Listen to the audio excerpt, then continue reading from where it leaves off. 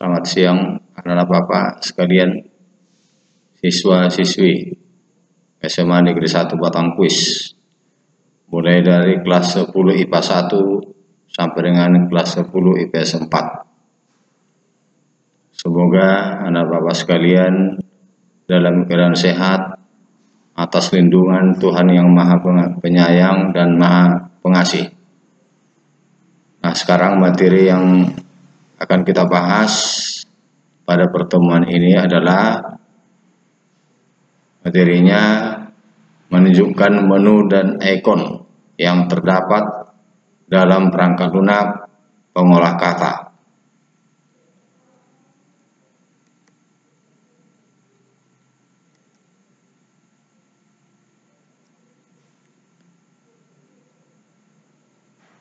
Program pengolah kata, pengertiannya Microsoft Word atau singkatan daripada MS Word merupakan program pengolah kata yang banyak dipakai saat ini dibandingkan dengan program pengolah kata lainnya seperti WordStat, AmiPro, WordPerfect, dan lain-lain. Hal ini dipengaruhi oleh faktor fasilitas yang disediakan, kemudahan dalam menggunakan, hasil yang diperoleh, tampilan yang menarik, dan lain sebagainya.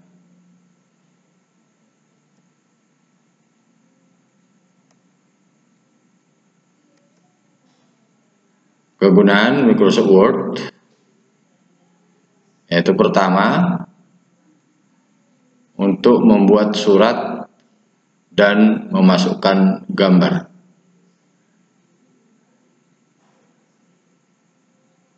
Yang kedua, untuk membuat word art atau model huruf dan warna.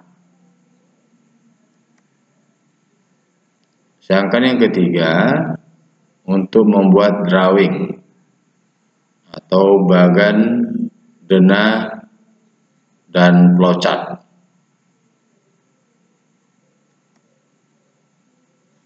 Yang keempat, untuk membuat math equation atau rumus matematika. Yang kelima, untuk membuat chart atau grafik.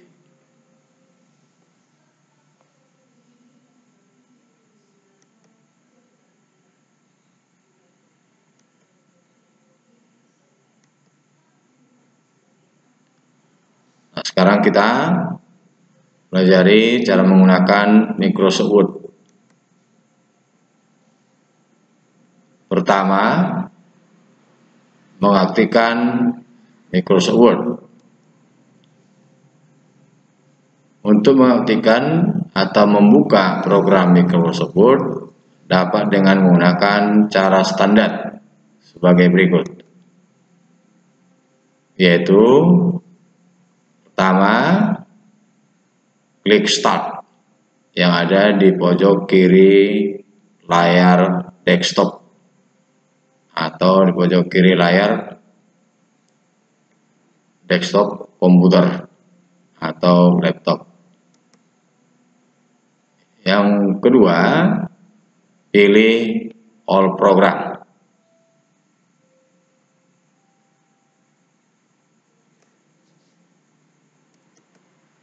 Yang ketiga,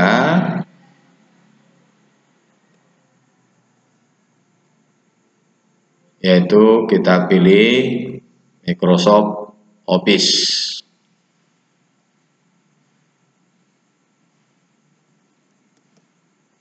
Sedangkan yang langkah berikutnya, maka kita pilih Microsoft Word 2010.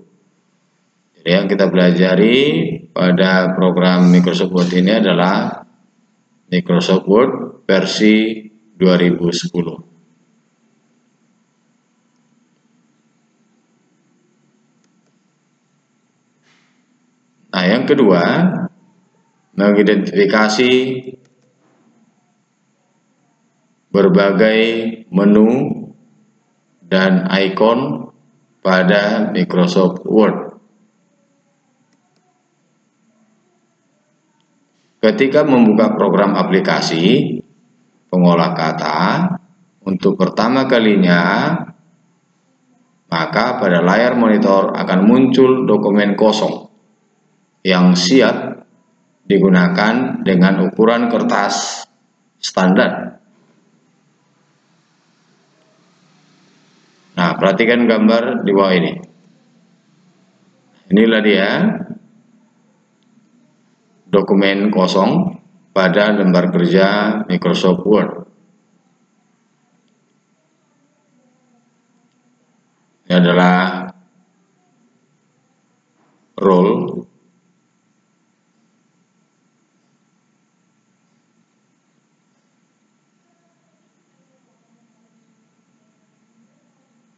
sedangkan ini adalah menu bar. Ini adalah title bar. Sedangkan ini adalah toolbar. Ini tampilan preview.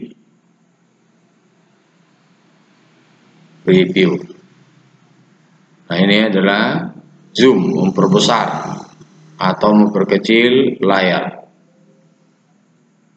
Sedangkan ini adalah scroll bar, menggulung layar ke atas dan ke bawah.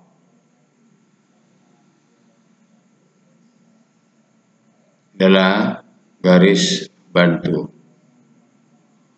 Inilah lembar kerja atau lingkungan lembar kerja Microsoft Word.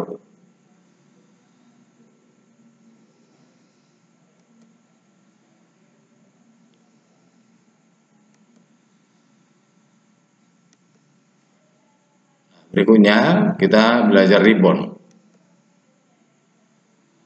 Memahami ribbon adalah cara yang bagus untuk membantu memahami perubahan antara Microsoft 2003 ke Microsoft 2010. Ribbon memegang semua informasi dalam versi sebelumnya dari Microsoft Office dengan cara garis streaming lebih visual melalui serangkaian tab atau tab yang mencakup berbagai fitur program yang sangat besar. Untuk pengaksesan ribbon dapat dilakukan dengan mouse atau klik pada tab yang diinginkan atau dengan menekan tombol F10 pada keyboard. Tampil huruf atau angka pada ribbon. Diikuti dengan menekan huruf atau angka untuk memilih menu.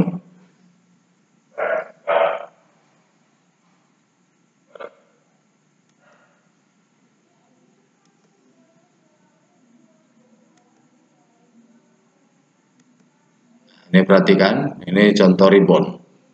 Ya, inilah contoh ribbon pada Microsoft Word 2010.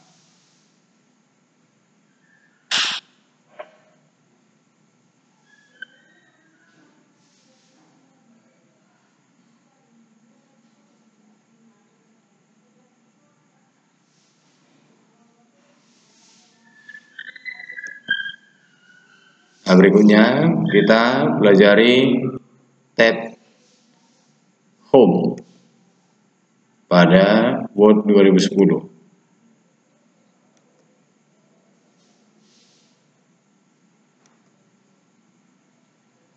Tab Home adalah tab yang paling banyak digunakan.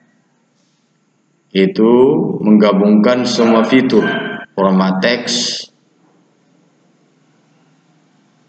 yaitu seperti font dan perubahan paragraf.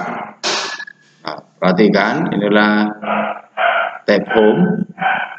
Perhatikan panah yang bergaris merah, inilah tab home.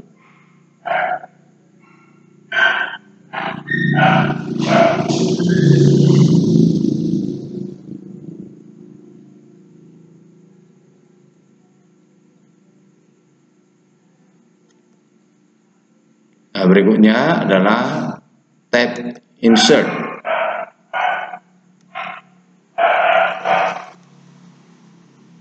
Tab ini memungkinkan untuk memasukkan berbagai item ke dalam dokumen dari gambar, yaitu berupa clip art, table, dan header, serta footer. Nah, perhatikan, inilah tab insert. Pada saat kita klikkan tab insert, maka muncul di sana ikon untuk memasukkan table, memasukkan gambar, memasukkan clip art, memasukkan ikon shape, smart art, dan chat, yaitu berupa grafik.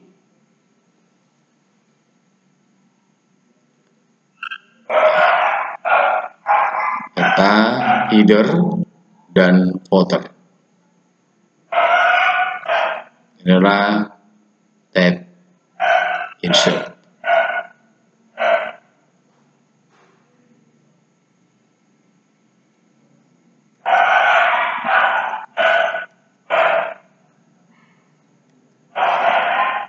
Nah, berikutnya adalah tab page layout. Tab ini memiliki perintah-perintah untuk mengatur elemen halaman seperti margin, orientasi, menyisipkan kolom, latar belakang halaman, dan tema. Nah, perhatikan tab page layout-nya ini, perhatikan panah warna merah, inilah tab page layout. Pada saat kita klikkan tab page layout, maka muncul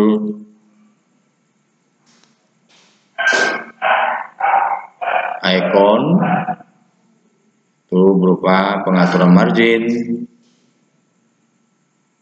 orientasi, pengaturan halaman,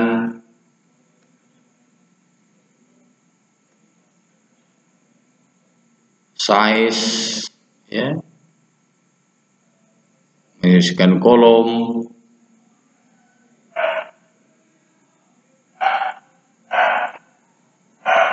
dan sebagainya.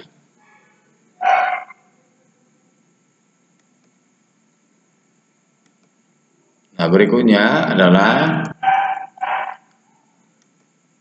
tab reference. Tab reference. Tab ini memiliki perintah-perintah untuk digunakan saat membuat daftar isi dan halaman kutipan untuk kertas. Ini menyediakan banyak solusi sederhana untuk menghasilkan dokumen. Nah, perhatikan, inilah tab reference. Perhatikan panah warna merah.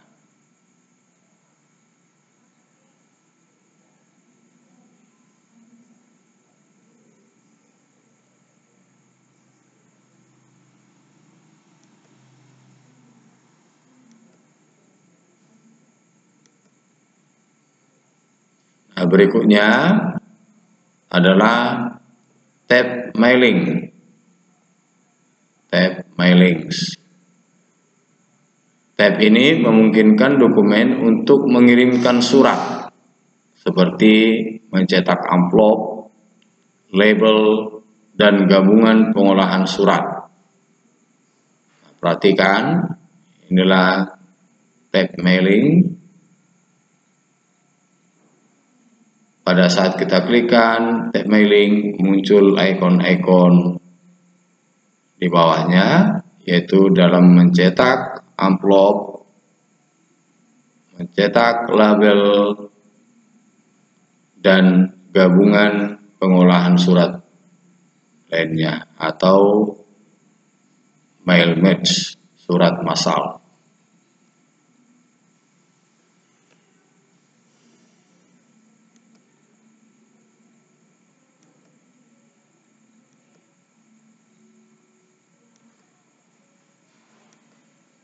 Berikutnya adalah tab review.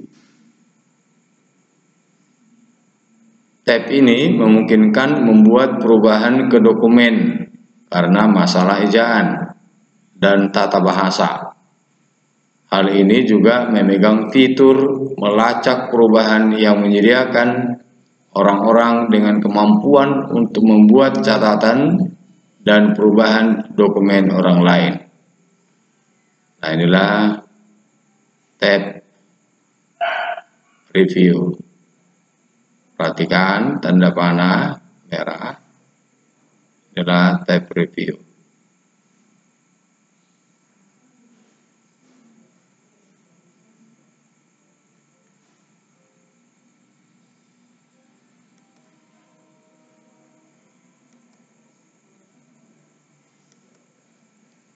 Nah, berikutnya adalah tab view.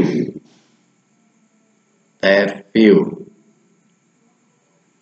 Tab ini memungkinkan kita untuk mengubah tampilan dokumen kita ke dokumen 2 halaman yang berbeda, atau memperbesar atau memperkecil.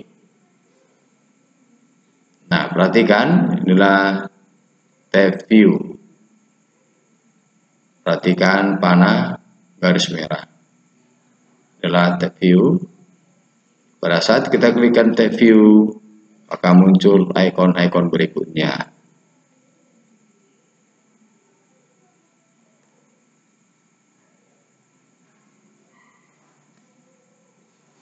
Ini.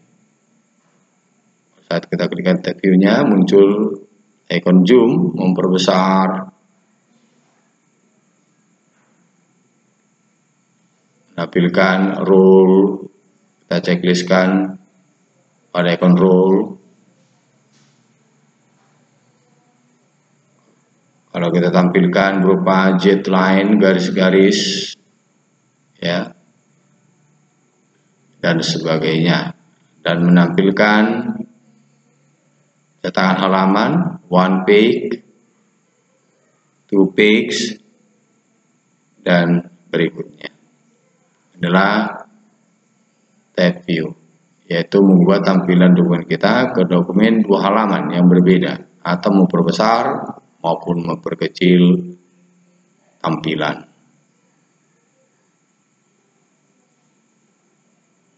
Nah, 1 halaman, 2 page, dan page lainnya.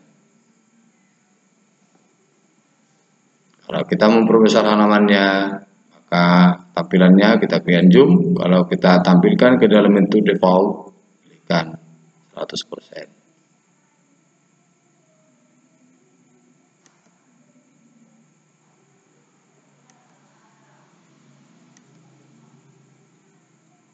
Nah, sekarang kita membuat dokumen baru. Pertama, klik tab file atau tab file, kemudian klik new. Kedua, dalam available template, klik blank document.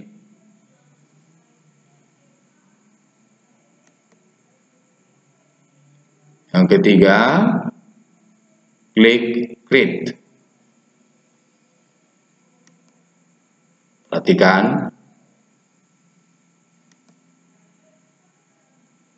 pada layar, inilah dokumen baru pada Microsoft Word. Inilah tampilan Microsoft Word dalam keadaan blank dokumen atau dokumen kosong. Nah, disinilah kita untuk mengetik teks atau naskah. Di sini kita sudah siap untuk mengetik sebuah surat.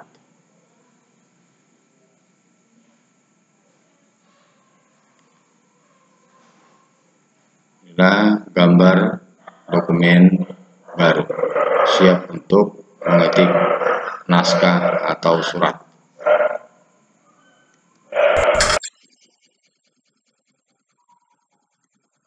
Nah, anak bapak sekalian, di sini ada buat soalnya. Soalnya berupa soal esai dengan jumlah soalnya hanya 2. Pertama, jelaskan langkah-langkah mengaktifkan Microsoft Word 2010. Kedua, jelaskan langkah-langkah membuat dokumen baru.